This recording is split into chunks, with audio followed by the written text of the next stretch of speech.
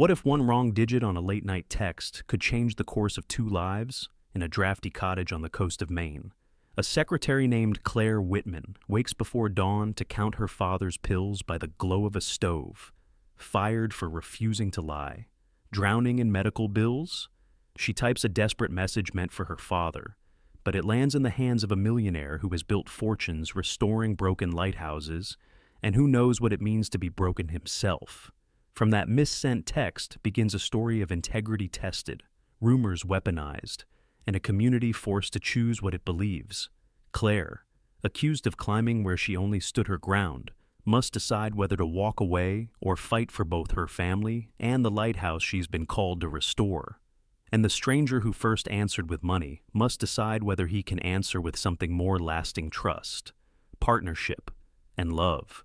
Will truth outshine gossip? Can a single beacon heal two weary hearts and a town divided by doubt? If this story stirs something in you, don't forget to like, share, and subscribe. Now, let's begin. The wind came first, rushing in from the Atlantic before the sky had even begun to gray. It pressed against the old rental's windows like a collector at the door, insistent and sharp, reminding Claire Whitman that another morning had arrived whether she was ready or not. She eased herself from the couch where she had dozed in her robe, careful not to wake her father in the bedroom down the hall.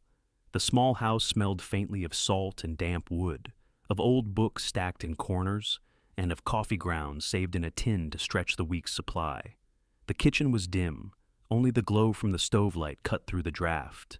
Claire pulled the pill organizer closer, her fingers stiff from the cold. She shook 2 white tablets into her palm, then 1 small capsule, lining them up on a chipped saucer beside the sink. Her father's cough echoed faintly. She glanced toward his door, then back at the saucer, whispering numbers under her breath, as if each pill carried a price tag she was barely able to meet. The mug she used every morning waited by the stove. Its rim had a hairline crack, but it held coffee just fine, and Claire couldn't bear to replace it. A sticky note with 3 overdue balances was tucked beneath the sugar jar utilities. Clinic. And the mechanic who had patched her tires twice in 1 month. She turned it face down. She filled the kettle, set it on the burner, and bent to adjust the small space heater. It hummed for a moment before the breaker tripped again, throwing the room into silence. Claire sighed, flipped it off, and rubbed her arms against the chill. At 5 a.m., while the rest of town still slept, Claire was already bargaining with herself. Could she risk asking Mr. Pike for a raise today? Even a small one would help keep the lights steady. She rehearsed words silently, lips moving around a plea she doubted he wanted to hear. By the time her father shuffled into the kitchen, his wool slippers dragging, she had the pills set out, oatmeal steaming in 2 bowls, and his chair pulled closer to the heat vent. He grumbled at the fuss, but she caught the gratitude in his eyes. Claire kissed the top of his thinning hair and reminded him to eat slow. She tied her scarf, grabbed her worn handbag, and braced for the drive. The sedan coughed twice before turning over. 10 years old, held together by careful oil changes and prayer. It rattled as she pulled onto Route 1. The sun had barely lifted, the harbor still blanketed in fog. She passed lobster shacks with their shutters down for the season, a gas station sign flickering, and 1 lone fisherman heading toward the pier. Her hands tightened on the wheel as she whispered the lines again. Mr. Pike, I've been with the firm 8 years. I've taken on more than my share. I'd like to discuss a raise. She pictured his frown, the way he leaned back in his chair as if every request were a personal insult. Her throat tightened. At the office, the building smelled of copier toner and damp coats. The brass letters over the door read Pike & Co., Insurance, Law. Though most of the work that crossed Claire's desk had more to do with keeping claims small than with serving justice. She hung her scarf, flicked on her monitor, and stacked fresh files. Mid-morning, a fisherman named Hank Malloy came in. His weathered hands shook as he passed her the claim form. Claire read quickly, brow furrowing. A line item had been shifted. The error would shave thousands from his payout money Hank needed to replace lost gear after a storm wrecked his boat. Claire glanced toward Mr. Pike's office. His door was closed. She hesitated only a moment before pulling the correct form from the drawer. Her pen scratched notes for compliance. She logged the correction carefully, then slid the papers back to Hank with a quiet explanation. His eyes watered with relief. He gripped her hand before leaving, mumbling thanks. Minutes later, Pike's door opened. Ronald Pike was a broad man with thinning hair, his suit straining at the buttons. He stopped at her desk, his gaze sharp. "You changed the form," he said flatly. "It was entered wrong," Claire replied, keeping her voice steady. "I corrected it." "Mr. Malloy would have lost nearly half his claim." Pike's jaw tightened. "Do you know who signs your paycheck?" Claire. She nodded once, eyes down. Pride burned in her throat, but she swallowed it. The air around them felt brittle. Pike muttered something about loyalty and closed his door with more force than needed. Claire's hands trembled as she returned to her screen. She had drawn her private line. Accuracy mattered more than approval, even if it cost her favor. The day dragged. Phones rang, papers shuffled, and the gray outside thickened into fog. Claire poured herself a stale cup of coffee, trying not to think about her father's next clinic bill or the overdue notice surely waiting in the mailbox. She focused on the work, the steady rhythm of typing and filing, until a shadow fell across her desk. A courier dropped a folder, thick with papers. Bold red letters screamed across the cover, "Compliance file." Urgent. Inside, the instructions were brief. Backdate a denial. Sign and process. Claire stared at the papers, the ink smudging slightly where her fingers pressed too hard. The fog outside the window pressed closer, as if the harbor itself were holding its breath. She realized the file didn't just need a signature, it needed her name on a lie. The office had emptied by the time Claire finally opened the compliance file. Fluorescent lights buzzed overhead, sharp against the darkening sky outside. The windows reflected only her own face, pale and drawn, with the fog behind her pressing against the glass. The red stamp on the cover had made her stomach twist all afternoon. She had delayed, hoping for some reprieve, some message that it was a mistake, but now it was just her, the file, and the choice inside. She flipped through the pages. Each claim belonged to a coastal family she knew by name, people who fished the same waters her grandfather once had. The instructions were clipped and cold: adjust the receipt dates, backdate them, make the denials legal. 3 families stood to lose tens of thousands, families already hanging on by their fingernails. The pen in her hand felt heavy, heavier than it should. It wasn't just ink and paper, it was betrayal, and it would be hers if she signed. Her chair scraped back. She stood, folder clutched to her chest, and walked the long hall to Mr. Pike's office. His glass walls glowed with the reflection of his desk lamp.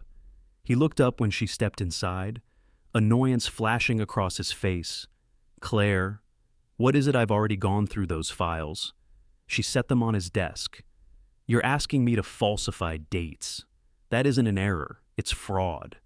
He leaned back, lips thinning into a smile that didn't reach his eyes. "It's called streamlining. We clear claims faster this way. Everyone benefits, not the families," Claire said softly. Her palms were damp, but she didn't look away. Pike waved a dismissive hand. "They'll find another way to scrape by. Don't be dramatic. You've been with us long enough to know how this works." Something inside her stiffened. She thought of her father, of his trust in her, of the way he looked when she placed his pills by his plate each morning. She thought of Hank Malloy, thanking her with tears in his eyes when she had corrected his claim. "No," she said, barely above a whisper. "I won't do it." The silence stretched. Pike's jaw tightened, his knuckles pressing against the polished wood of his desk. Then his voice dropped, slow and cutting. "Then you're done here. As of right now." Her breath caught. She had expected anger, maybe a warning, but not this. "You can't." "I can. Insubordination is grounds for dismissal. I'll mark it for cause. Good luck finding work around here with that on your record." He leaned forward, voice low. You know how small this town is. Everyone talks. Employers listen. Her legs felt weak. She gathered the file, then left it on his desk because it no longer belonged in her hands. The hallway seemed longer now, the carpet muffling her steps, the walls closing in. She grabbed her coat and bag, not daring to look back. Outside, the air was colder than before. The street lamps had flickered on, their halos cutting through the fog. She fumbled for her keys, forcing herself to breathe. By the time she reached home, her father was already asleep. She dropped her bag on the chair, noticed the blinking light on the answering machine, and pressed play. The clinic's voice was polite but firm. They needed 9800 by 500 p.m. tomorrow to continue her father's therapy block. Without it, his sessions would be canceled. Claire's throat tightened. She walked to the kitchen table, pulled out her worn checkbook, and checked her balance. $327.14. She stared at the numbers until they blurred. The silence of the house pressed in. The refrigerator hummed. The wind rattled the siding. Her hands shook as she reached for her phone. She couldn't tell her father, not when he was already burdened by guilt for needing care. But she couldn't carry it alone either. She opened a new message to Dad, thumbs trembling over the screen. I'm sorry, Dad. I lost my job tonight. It wasn't fair, but it happened. The clinic wants nearly 10,000 by tomorrow. I don't know how to make it work. I don't want you to worry, but I don't have answers right now. Please forgive me if I've let you down. I'm trying. I promise I'm trying. She read it twice, swallowed hard, then hit send. The message whooshed away, leaving only the sound of her pulse in her ears. She tucked the phone into her pocket, pulled on her coat, and stepped outside. The fog was thick, rolling off the harbor in slow waves. The street was silent, houses dark. Claire wrapped her arms around herself, her breath clouding in the cold. Her phone stayed quiet. No reply came. Only the low, mournful call of the foghorn answered her. She closed her eyes, not knowing that one wrong digit in that number had changed everything. In Boston, the city lights flickered on one by one as the meeting dragged toward its dull conclusion. Grant Remington sat at the head of the polished oak table, listening to his managers recite numbers that felt sterile and hollow.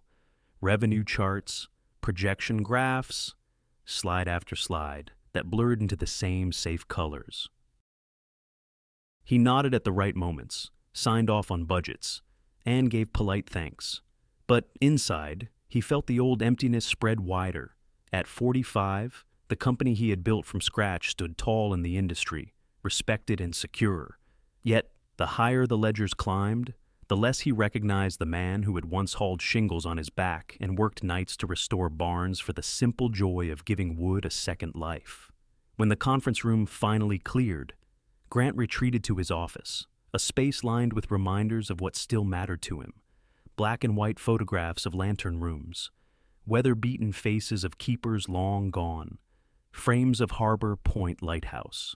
The next project on his docket, he had bought the property 2 years earlier, determined to save it from decay, to return it to the coastline as a beacon again.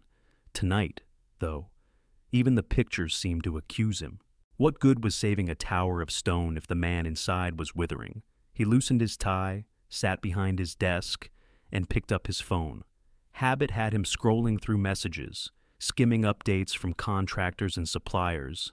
Then, almost buried between them, he saw a text not meant for him.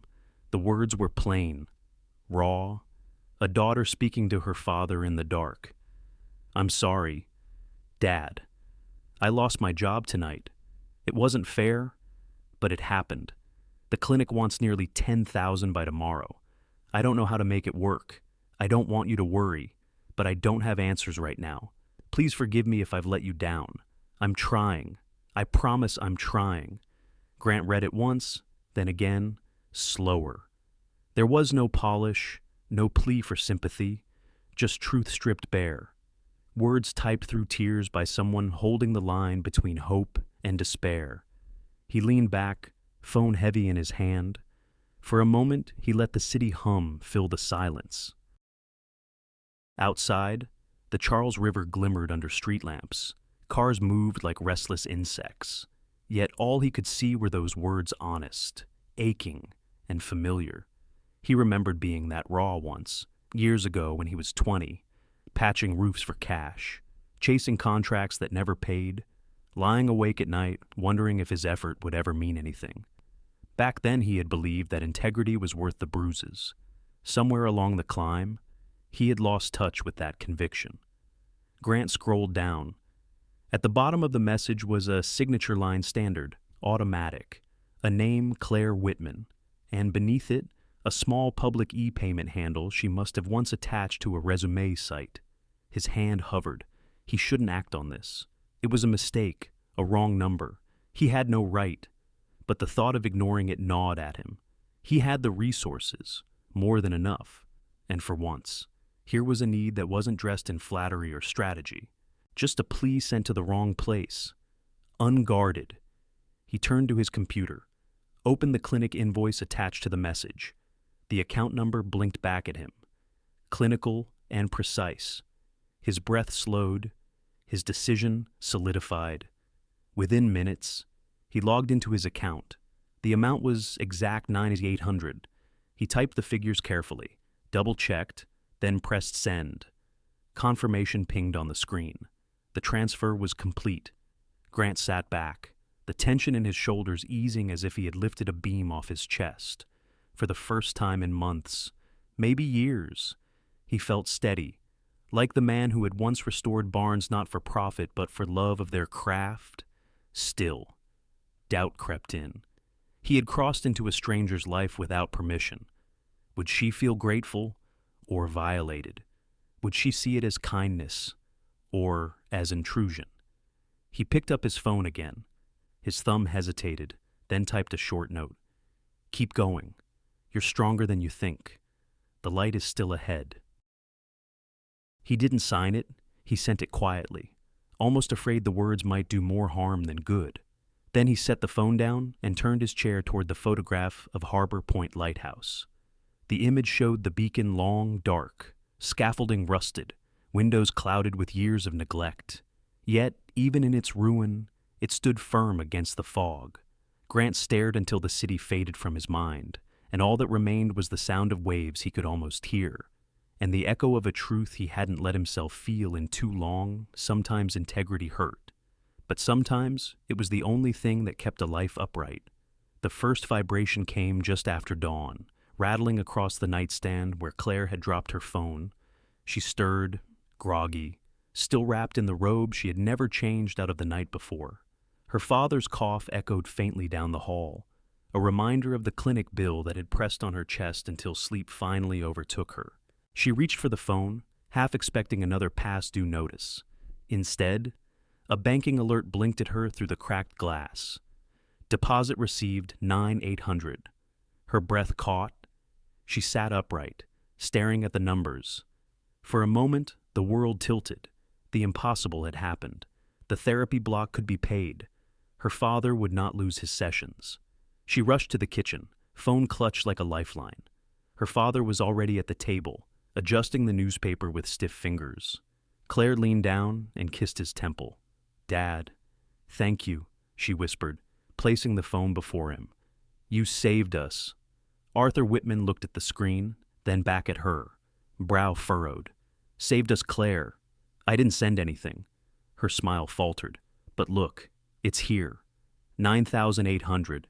He shook his head, slow and certain. "Not from me." Claire's hands grew cold. She backed into the chair opposite him, replaying last night's message in her mind. The text she had typed with trembling fingers, the one she had meant for him. She opened the thread and saw it plainly. The number at the top was off by a single digit. Her stomach lurched. She had poured her despair into the wrong inbox. The heat of shame flooded her face.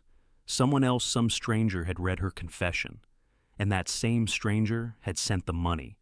She shot to her feet, nearly knocking the chair backward. "I have to fix this." Arthur tried to protest, but she was already opening her banking app. With fumbling fingers, she hit return, pushing every cent back to the source it came from. The confirmation loaded, and she exhaled shakily. Relief mixed with humiliation in her chest. Whoever it was, they would see she had not taken advantage. They would see she wasn't a thief. Claire sank into her chair again, typing carefully this time. To whoever received my message by mistake, thank you for your kindness. But I cannot keep what isn't mine. Please know I return the funds immediately. I'm sorry for troubling you. I wish you well. She deleted, retyped, added one more line. I will continue to do right by the families my old boss tried to harm. That much I can promise. Satisfied that the message held no trace of begging. Only gratitude, she hit send. The house was silent except for the tick of the wall clock. Her father cleared his throat, studying her with quiet concern. What now, he asked. Claire forced a smile she didn't feel. Now I get back to work. She pulled a yellow legal pad toward her and began making a list. Resumes, pharmacies, yard sale.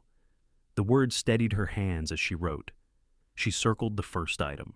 Today she would print fresh copies of her resume at the library and drop them at every office within 20 miles. The second item would mean long calls to every pharmacy in the county, comparing prices for her father's prescriptions, hoping for a generic or a discount card.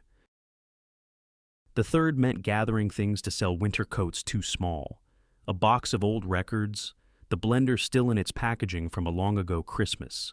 She would set them on a folding table out front this weekend, and maybe the neighbors would find value in what she no longer had the luxury to keep.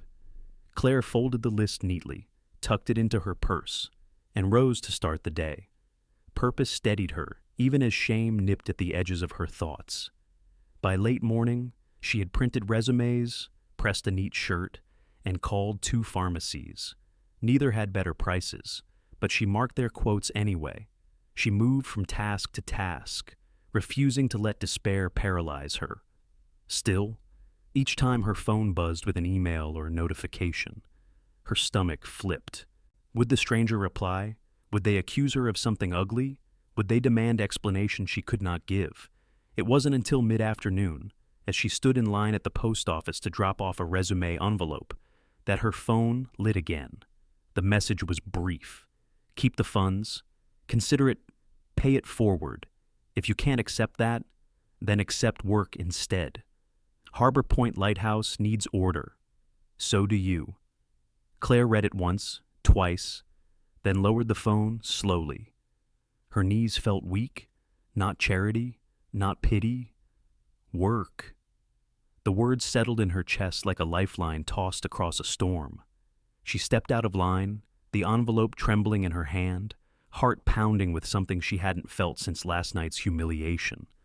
Hope, fragile but real. On the corner of her kitchen table, Claire cleared away yesterday's newspaper and the envelopes she couldn't bring herself to open. She made space for a new stack of papers, contracts, forms, and schedules. The pages carried the clean scent of fresh toner, so different from the stale files she had managed at Pike & Co. These weren't instruments of deceit. They were blueprints for a future. She spread them out carefully, smoothing the edges as if afraid they might slip away. Her hands trembled not from fear this time, but from something that looked a little like belief. The message had been clear: work, not charity. The stranger who finally signed his name as Grant Remington offered a short-term contract.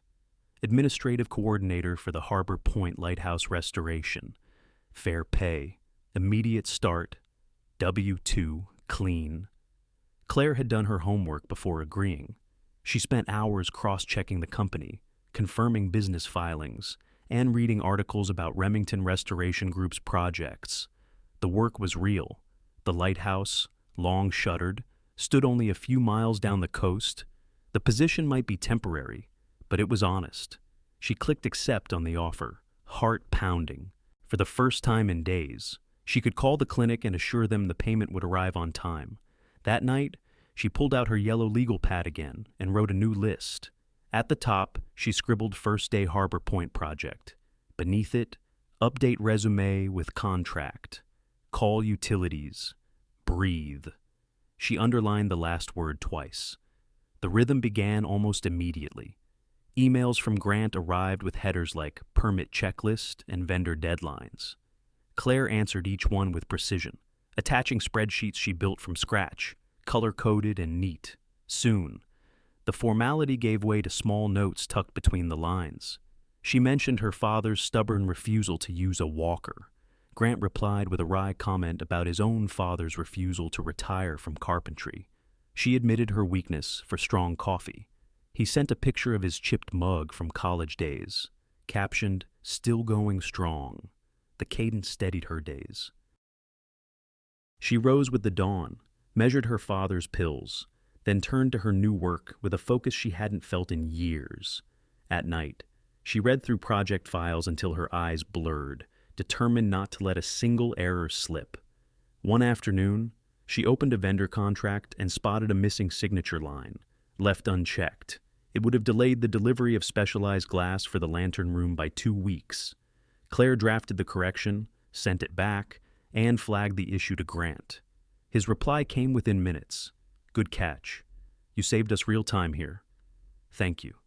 She stared at the words, warmth spreading through her chest. Competence mattered, not charm, not appearances, just work done right. Days stretched into a week. Claire organized the mountain of documents into folders labeled by color. She created calendars with reminders that pinged before deadlines. She even drafted a public progress update for the town council, something Grant admitted he had been dreading. Through it all, she found herself listening for the ping of new messages, not just because they carried tasks, but because they carried him. His tone was steady, sometimes wry, sometimes thoughtful. She began to picture his face when she read them, though she only had his company photo, a formal headshot that made him look more distant than she suspected he really was. Late one Thursday. Just as she was about to shut her laptop, another problem appeared. A county permit, critical for demolition, had slipped between departments. Without it, crews would be forced to halt work the following week. Claire's stomach knotted. She could almost hear Mr. Pike's voice in her head, mocking her efforts. But instead of panic, she opened the county's online portal, tracked the paperwork, and drafted a firm but polite email to the clerk. She copied the right supervisors, attached the necessary forms, and followed up with a phone call the next morning. By Friday afternoon, the permit was approved and stamped. She forwarded it to Grant with a short note. Cleared and ready. Crisis averted. His response came quickly. "You have no idea how much you just saved us. That was a week of cost and credibility. I trust you completely with these files." Trust. The word glowed on the screen. Claire touched her lips with the back of her hand, surprised at the tears gathering in her eyes. She closed her laptop slowly, as though sealing in the warmth. That evening, she moved through her small house with a lighter step. She reheated leftover stew for her father, hummed softly as she washed the dishes, even let herself linger by the window to watch the fog rolling across the harbor. For once, the mist didn't look like a wall. It looked like a curtain that might someday lift. When she returned to her desk, another message waited. This one was brief. "We should meet on site soon. A kickoff, so the team can see who's running the show." "I think it's time." Claire's pulse quickened. She read it twice, then 3 times, her breath shallow. This was still business, she reminded herself. A professional meeting, nothing more. But as she looked at the neat folders she had stacked, the papers aligned edge to edge on her workbench, she knew the truth. It felt like more. Before they ever stood in the same room, Claire had already learned the sound of Grant's thoughtfulness. It came in bullet points tucked between deadlines, in midnight check-ins when he couldn't sleep and wondered if she had found the missing invoice. His care wasn't loud, it was steady. And Grant, on his side of the line, was learning the shape of Claire's steadiness. It came through tidy columns on her spreadsheets, through quiet humor slipped into the margins of her emails, through the way she never wasted a word but always made it count. Phone calls became more frequent than emails. At first, they spoke only of contracts and crew schedules. Then, Without planning to, they began layering pieces of history between the business lines. Grant admitted he had once been engaged. It had ended not in shouting, but in silence. When his fiancée realized that his devotion to building something lasting was not the same as devotion to her, he confessed the ring still sat in a drawer, a reminder of how ambition could cost more than it gave. Claire listened in the dark of her bedroom, her father asleep down the hall, and shared in return. She told him about her mother, gone too soon, and how the ache still sat in her chest like an anchor. She described the morning she had found her father bent over in grief, and how she had promised herself never to let him feel alone again. There were long pauses in those calls, heavy with things neither of them needed to fill. Both knew what it meant to show up when it was hard, to hold on when others let go. During the day, Claire's life was still a careful balancing act. Pharmacy runs, her father's therapy appointments, and the constant tide of vendor quotes filled her hours. She tracked every shift of time with precision, determined to earn, not to owe. Each task completed was a small victory against the fear of falling behind again. One morning, another snag appeared. A permit critical for the restoration had not been processed correctly. Without it, the start date would be pushed, crews delayed, money wasted. For a moment, panic flickered. She pictured Mr. Pike shaking his head, muttering that she was in over her head. But instead of crumbling, she gathered the paperwork, called the county clerk, and spoke with calm grit. She explained the error, offered the corrected forms, and refused to let the matter slip into another week's delay. Hours later, the permit was stamped, the start date secure. Grant's voice, when he called to thank her, carried warmth she hadn't heard before. "You saved us a fortune in time," he said.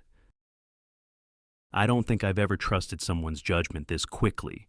Claire hung up with her heart full, though she told herself it was only pride and good work.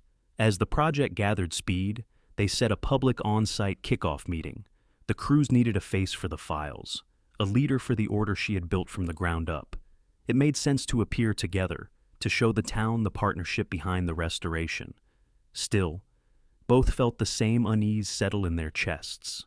It wasn't stage fright, it was something deeper, the feeling of opening a room to the parts of themselves they usually kept safest.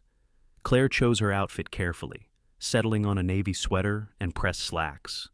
She rehearsed the introductions she would give, practicing names of vendors and timelines, trying to steady her voice in advance. Grant, alone in his Boston office, found himself adjusting his tie twice, then discarding it entirely. He looked in the mirror and wondered why a man who had spoken to hundreds of contractors felt nervous about speaking beside one woman who already knew so much of him. The night before the kickoff, Claire sat at her desk, papers neatly stacked, her father asleep in the next room. She scrolled through her phone, reading the latest project updates, and almost missed the headline on a local gossip page. It was small, tucked between posts about holiday markets and a lost cat. Mystery benefactor, fired secretary, land sudden job at historic site. The words froze her, her face flushed hot. There was no proof, only innuendo. But it was enough to cast shadows on what she had worked so hard to earn. She closed the screen quickly, pressing her palms against the desk. Her chest rose and fell in shallow breaths. Rumors had their own kind of power, crueler than facts. Somewhere in the distance, she imagined the click of a camera lens. She reminded herself that cameras could be quiet. Rumors never were. The wind came first, rattling across the scaffolding like an old hymn sung through rusted pipes.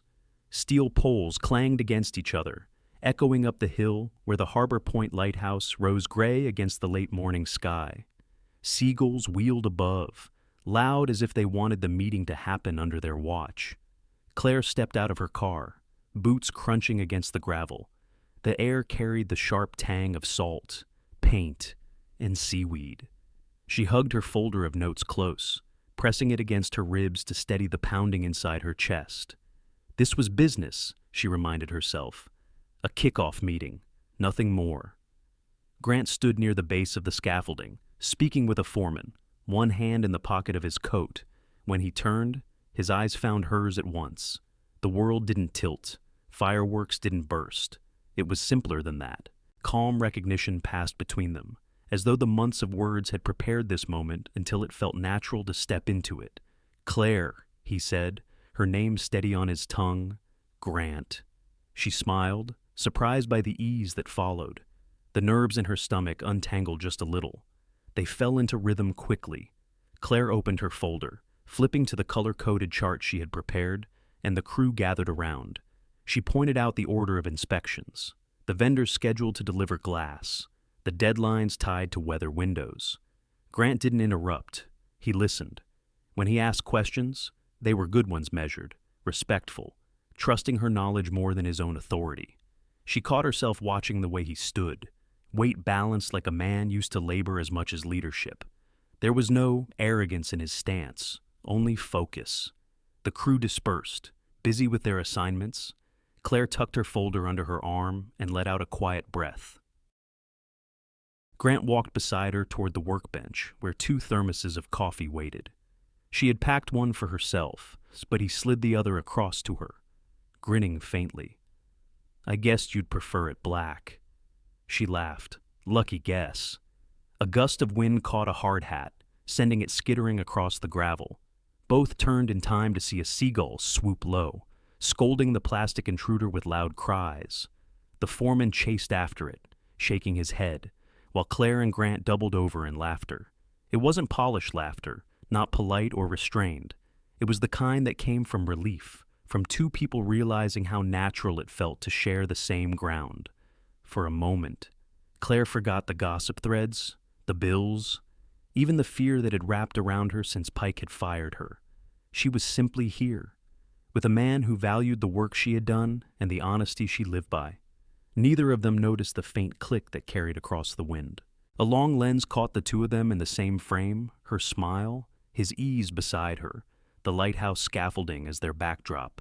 The camera withdrew, its shutter quiet as breath. The day moved on with practical details. Claire guided the crew through inventory. Grant checked the condition of the lantern room with the structural engineer.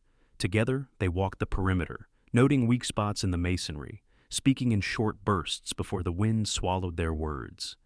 When the sun dipped low, staining the horizon with orange and violet, the crew packed up. Claire closed her folder, hands stiff from the cold, and tucked it back under her arm. Grant walked her to her car, their steps crunching in unison. "Good day," he said simply. She nodded. There was no grand gesture, no lingering touch, just 2 people standing in the salt air, sharing the quiet satisfaction of work begun well. She climbed into her car, started the engine, and waved once before driving down the gravel road. Grant stood at the edge of the site, hands in his pockets, watching the taillights fade into the fog. The lighthouse loomed above him, silent but waiting. By the time Claire reached her driveway, the first stars had appeared. She carried her folder inside, set it on the kitchen table, and poured her father a cup of tea. The evening felt ordinary again, almost deceptively so. What she didn't know, what neither of them knew, was that the photograph had already been uploaded.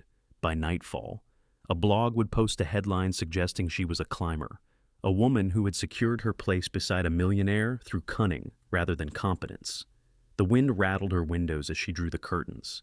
She thought the day had ended in peace. By morning, the chill of rumor would spread through the crew like frost. Claire's name began to climb a list she had never wanted to touch.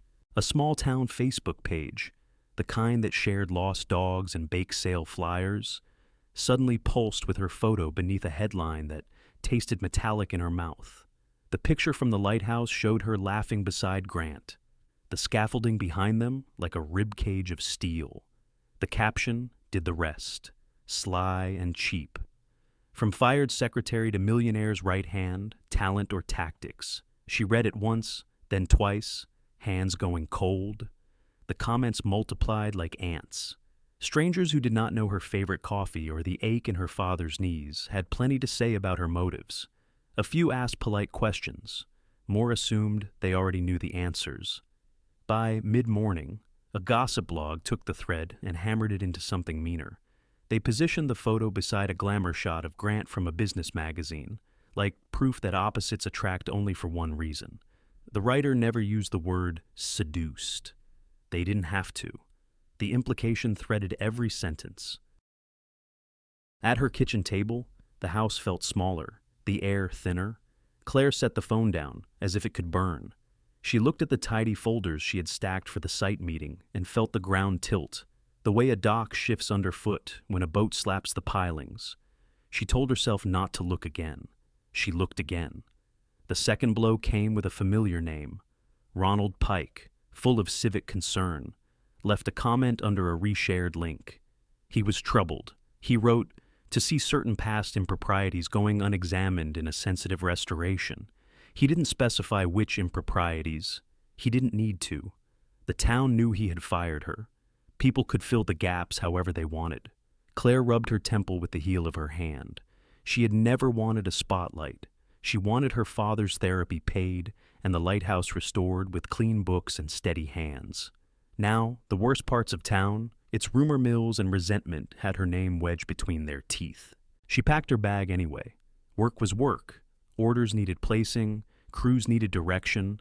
A cracked window on the east side of the lantern room needed to be measured before the weather turned. She drove to Harbor Point with the radio off, the road blurring as the fog lifted. At the site gate, a square of red paper flapped in the wind. The foreman stood staring at it, jaw set, hands in his pockets. Claire parked, stepped out, and felt the gust tug against her coat as she approached. Stop work. Councilman Rick Derry's signature clawed across the bottom. The reason box was checked with one crisp stroke paperwork irregularity. The foreman didn't look at her. We're done for the day, he said, voice tight, until the council sorts it. Claire swallowed. The scene blurred, then snapped into focus again. She forced herself to stay steady, to be the person who made order when chaos sniffed blood. Break down what you can safely, she said. Secure the glass and the tools. I'll call the county. She called. She left messages. She wrote emails that were firm without being sharp, attaching every piece of documentation her color-coded folders could offer. The wind hissed in the scaffolding while she stood under the gray sky and waited for a call that didn't come. Crew members packed their trucks. Some nodded to her as they left. Others kept their eyes on the ground. Rumor traveled faster than any truck could. By noon, the site was quiet. Only the red paper remained, slapping the gate like a taunt. Her phone buzzed with an unknown number.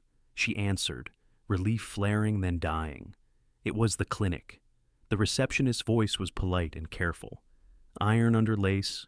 We're updating our files, she said, for compliance. Could we get some clarity on the source of funds for Mr. Whitman's upcoming therapy block? There's been chatter. Such a light word for something that could chew a life to ribbons. Claire kept her tone even. I'm a contracted employee on a restoration project. Payment is wages, W-2. The funds are clean. I see, the receptionist said. Thank you for clarifying. The pause stretched, given the sensitivity. We'll need documentation, today, if possible. Documentation she could provide. Pride she could not swallow quite so easily. I'll email the pay stub and contract line today, Claire said. She hung up and stared at her screen. Messages stacked in her inbox. Some were kind. Don't read the comments from the few acquaintances who believed in her without needing proof. Others were not kind. Direct messages arrived from strangers with avatars for faces, suggesting she had traded dignity for a paycheck, offering words that would sour the air if said aloud. She deleted them without opening the rest. Deleting did not keep them from existing. Her instinct rose, fierce and familiar shield. Grant, shield the work. Shield the parts of him and the project that didn't deserve a stain because of her name. The cleanest way was also the most brutal. She could quit, quietly. She could hand over her files, write out a transition plan, and walk away before more damage spread. She drove home with her jaw tight, fingers aching where they gripped the wheel. In the house, her father looked up from his chair, the newspaper folded neatly on his lap. He had that look she recognized from her childhood, the one he wore when he saw a storm forming and refused to send his daughter out alone. What happened? He asked. She told him. Not all the words, but enough. The photo, the insinuations, the stop work order, the clinic's call that behaved like a question mark. Arthur listened with his hands folded, the way he used to listen to her mother when bad news gathered like fog on the water. When she finished, he took a long breath. People are going to say what they want, he said. Always have. What matters is what you know, and what the work shows. They're not just talking. Dad, she said, they're trying to make this real, and it could hurt him. It could hurt the lighthouse. Quitting won't teach them the truth, he said gently. It only removes you from it. She looked away. The words were wise. They did not lighten the stone in her stomach. Shame could be as heavy as guilt, and it sat differently like a coat you couldn't take off because someone else kept buttoning it tighter. She sent the clinic the documents they had asked for, fingers steady even as her throat tightened. She drafted a summary of the stop work order and forwarded it to Grant with a clean list of options, free of complaint or panic. She kept the notes factual, the tone calm. She added 2 sentences at the end she had not planned to write. If you need to replace me for optics, I will understand and cooperate. I can prep a full handoff within 24 hours. She stared at those 2 sentences until the words blurred. Then she hit send before she could soften them. Late afternoon bled into evening. The sky bruised purple, then black. The town's porch lights winked on one by one, like small defenses against a larger dark. Claire made soup and burned the first batch. She made toast and didn't eat it. She measured out her father's evening pills and kept her smile even. The doorbell did not ring. The knock did not come. But when she opened the door after dark to bring in a stack of free newspaper bundles for the weekend yard sale, a plain manila envelope lay on the mat. No return address, no name, only the weight of it, unexpected and undeniable, bending the paper slightly in the middle. She glanced left and right into the night. The street was empty, the air metallic with cold. Somewhere downhill.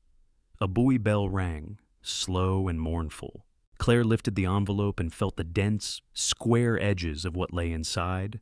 Not gossip, not air, something printed, something with corners. She closed the door and held the envelope at the kitchen table, the light above her humming softly. Her father watched her hands, not her face. Careful, he said. I will be, she answered. Inside was either fire or smoke. Either way, when she opened it, the truth would leave a smell she would not soon forget. The storm reached the coast just as night pressed down.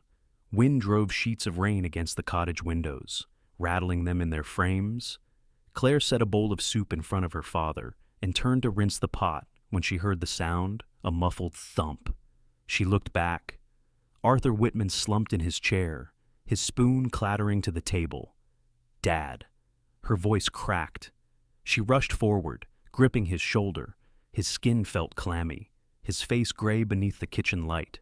The minutes that followed blurred. A call to 911. Sirens wailing down the narrow street, hands guiding her father onto a stretcher, wires and straps catching the edge of the light. Claire threw on her coat and shoes without thinking, the manila envelope shoved under her arm in the scramble. At the hospital, antiseptic stung her nose. Plastic chairs lined the waiting room, squeaking as she sat, wet coat dripping onto the tile, her hands twisted together until her knuckles burned. The storm outside shook the windows, thunder echoing through the sterile halls. Alone, she felt the weight of everything pressing in her father's health, the smear on her name, the stop work order, the unanswered questions sealed inside the envelope. Then a shadow fell across the row of chairs. Grant Remington stood there, rainwater darkening the shoulders of his coat, hair damp from the storm. He didn't announce himself. He simply sat down beside her. For a moment, Claire couldn't speak. Relief tangled with embarrassment, but the steadiness in his presence quieted the worst of her fear. He set a paper cup of coffee in her hands, then draped his coat over her shoulders. Breathe, he said softly. Nothing more. They waited like that. The storm lashing outside, the fluorescent lights humming overhead. Nurses passed, monitors beeped. Claire's heart slowed enough to remember the envelope still tucked under her coat. Her fingers hesitated. She pulled it out, the paper stiff and plain. She broke the seal and slid the contents onto her lap. Inside were printed emails, file logs, and invoices. She scanned quickly, her pulse quickening. The documents showed Pike and Councilman Derry colluding, backdating denials, channeling kickbacks through shell vendors tied to halting the lighthouse. Each page was a nail driven into the coffin of their integrity. Tucked at the back was a single handwritten note, shaky but clear. I can't keep quiet anymore. If this helps, I'm willing to testify, signed only with initials. But Claire knew who it was, Ellie Mott, the junior staffer who had always avoided her gaze in the office. Her throat tightened. This wasn't rumor. This was proof. She passed a page to Grant, her hands trembling. He read in silence, his jaw tightening, eyes dark with anger but steady with resolve. This is real, he said quietly. She nodded. It's a path, but it's going to cost. He met her eyes. Then we'll pay it. The words settled over her like a blanket. She wasn't carrying this alone anymore. Time moved strangely in the waiting room. Claire sipped the coffee he had brought, bitter but warm.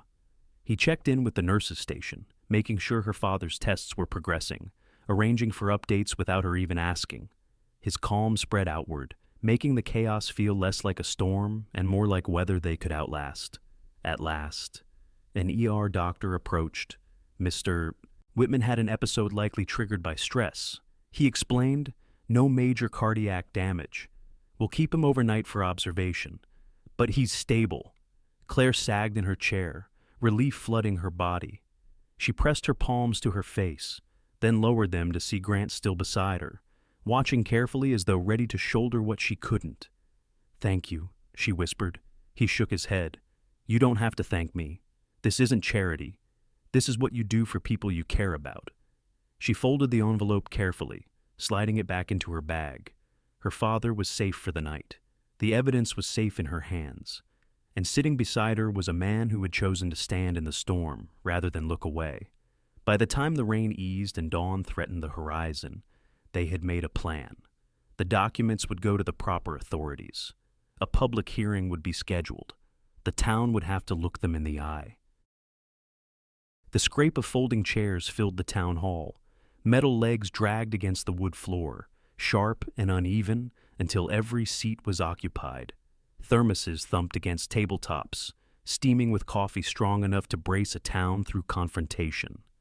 Claire walked to the front with a folder clutched in her hands. It weighed less than shame, lighter than the rumors that had hunted her for weeks, but heavier than anything she had carried before. Grant walked beside her, steady as a mast, his gaze calm but unyielding. The council president called the session to order. A gavel struck once. The sound echoed through the paneled room like a warning. Claire sat, spine straight, the folder resting in her lap. Near the back row, a woman in a navy suit took a quiet seat. She carried no sign, no badge, but everyone knew what she was, a state investigator. Her presence was a reminder that today's meeting was not only for show. The evidence began to unfurl. Page after page slid across the long table. Claire opened her folder with steady hands, laying out emails marked with timestamps, logs showing alterations, and vendor invoices with payments funneled into a shell company tied directly to Councilman Rick Derry. Each sheet was allowed its silence. One page laid down, one breath taken.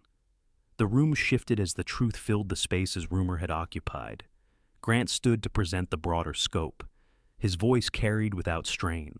He explained how the delays were not accidents but design, orchestrated to halt the restoration until funds could be siphoned and favors traded. He didn't raise his voice. He didn't need to. Facts had their own gravity. Then came the quietest voice of all. Eleanor Ellie Mott, the junior staffer from Pike & Co., walked to the microphone. Her hands trembled, but her words did not. She confirmed what the documents showed. She told how Pike had ordered denials regardless of evidence, how Derry had promised protection in exchange for loyalty, how she had typed dates that made her sick but hadn't known how to stop. Her testimony landed with the weight of a hammer wrapped in cloth. No dramatics, just quiet devastation. The council murmured, papers shuffled, whispers moved through the crowd like wind through dry grass. Derry's face flushed red, then pale. Pike shifted in his seat, his mouth tightening, as if clenching his teeth could hold back the tide. The vote was called. The stop work order was lifted. The restoration could continue. Derry was referred for state investigation. Pike's firm was formally censured, his contract suspended pending review.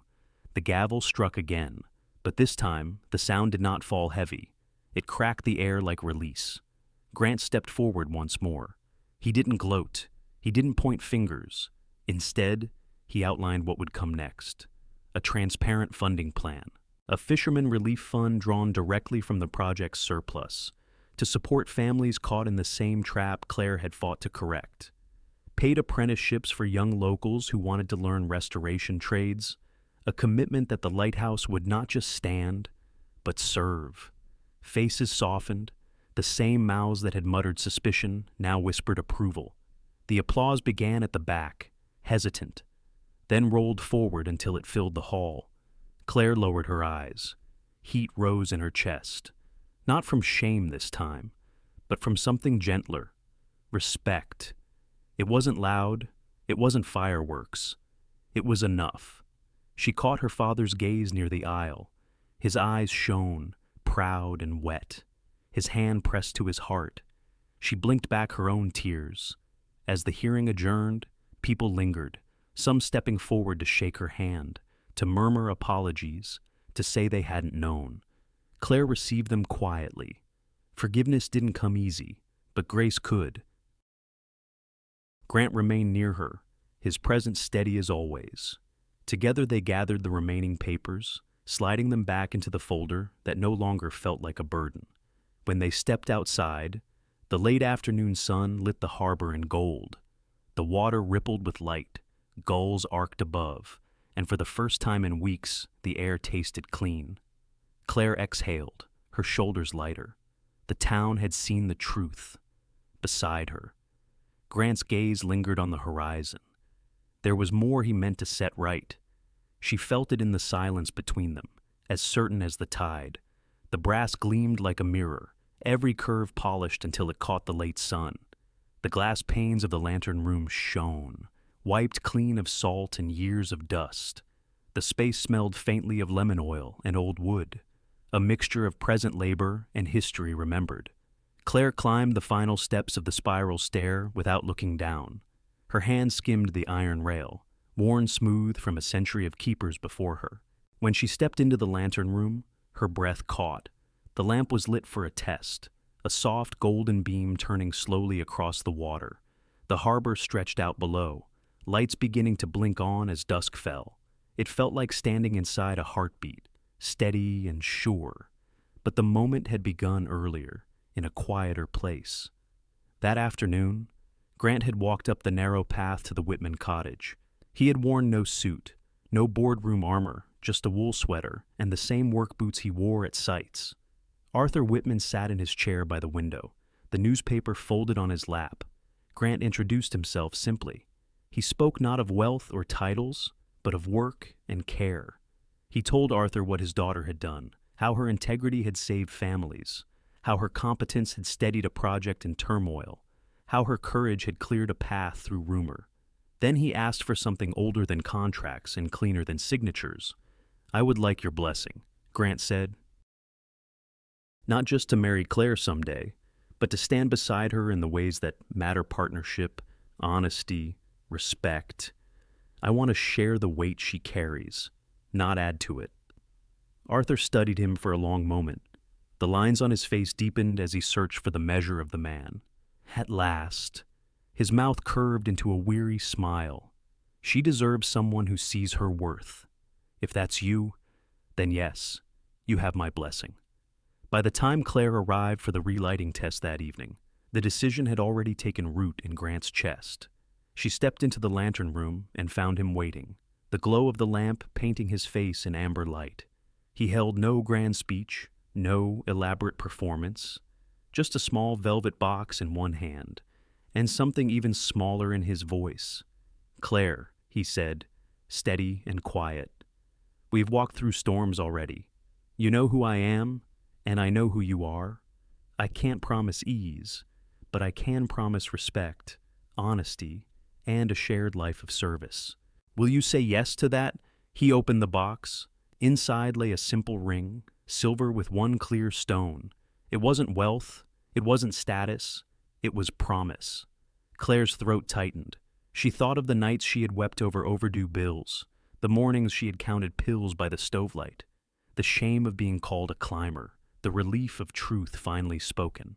And she thought of this man quietly wiring money, not for pity, but because her words had stirred something in him, standing by her in the ER without needing thanks, offering her work, not charity. Her answer came like an exhale, long held back. Yes.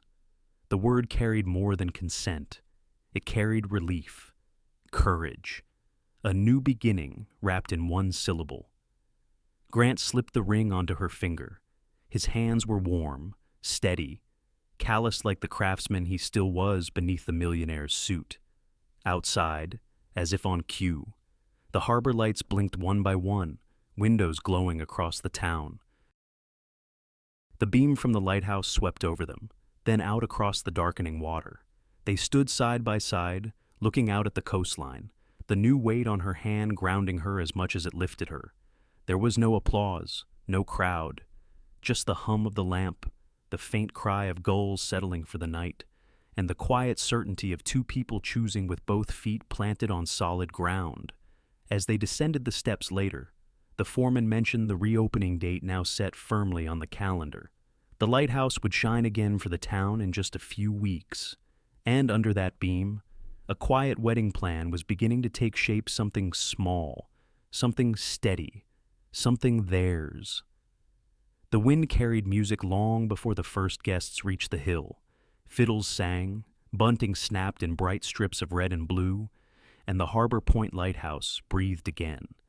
Its walls had been scrubbed and mended, its lantern polished to brilliance. Today was not only reopening day, it was a wedding day. Claire walked up the path on her father's arm. His steps were slower than they once were, but steady enough to bring him to the top. The townspeople lined the path, faces familiar, hands clapping with pride instead of suspicion. Some of the same neighbors who had whispered behind screens now offered flowers, hugs, and warmth. Rumors had dissolved into belonging. The ceremony was simple. A circle of chairs faced the sea. The minister spoke only a few words, enough to bless the vows, but not drown them. Grant's voice held steady as he promised again what he had promised in the lantern room: respect, honesty, partnership. Claire's yes came soft but sure, carrying across the wind like a promise kept. Applause rose when they kissed, and laughter followed when Arthur Whitman stood from his chair. He shuffled forward, leaning on his cane, then broke into a small, uneven dance. The crowd laughed through tears, clapping the rhythm while Claire and Grant held his hands. For a moment, the years melted, and hope replaced frailty. After the ceremony, the tables filled with food cooked by neighbors. Fishermen who had once eyed her with doubt now slapped Grant's back and pressed gifts into Claire's hands: pies, quilts, jars of homemade jam. Children ran between the chairs, their laughter weaving into the music. The new nonprofit launched that same day. A banner hung from the tent, Harbor Hands. Claire introduced it with her voice steady, her eyes bright. The organization would guide caregivers and coastal families through the maze of insurance and claims, offering clarity where confusion had reigned. What she had lived through would become a lifeline for others. Grant followed with his own announcement. Apprenticeships had begun on site, training young locals in masonry, carpentry, and restoration skills. When the lighthouse project ended, the skills would stay. Jobs would ripple outward, as steady as the tide. Faces in the crowd softened. Some wept openly. The town had not only gained a beacon, but a foundation for its people. Suspicion had turned to community, charity to structure, kindness to daily practice. As dusk fell, the crowd gathered for the relighting. A hush spread as the lamp flickered, then flared. The beam swept across the harbor, stretching over water, dark and endless. Children cheered, adults clapped, a gull wheeled once overhead, its cry sharp and bright. Claire and Grant stood in the doorway of the lighthouse, side by side. Her father sat nearby, a blanket over his knees, his smile wide as the horizon. Apprentices leaned against the rail, tired from weeks of work, but proud. The town stood together, their faces lit in turn by the revolving glow. Claire slipped her hand into Grant's. His thumb traced the ring he had given her, not as ornament, but as promise. She rested her head against his shoulder. For the first time in years, she felt not the weight of survival, but the lift of belonging. The light swept again, steady, eternal, a reminder and a vow. Their life's work would be this: to keep the lights on for themselves, for each other, and for all who needed a way home. And in that glow, every heart present understood, at its heart. This story is not about lighthouses or fortunes. It is about the choices we make when no one is watching, and the strength that comes from standing by them. Claire's journey reminds us that integrity may cost us in the short term, but it is the one treasure no rumor can take away. Grant's quiet courage shows that kindness does not always mean grand gestures.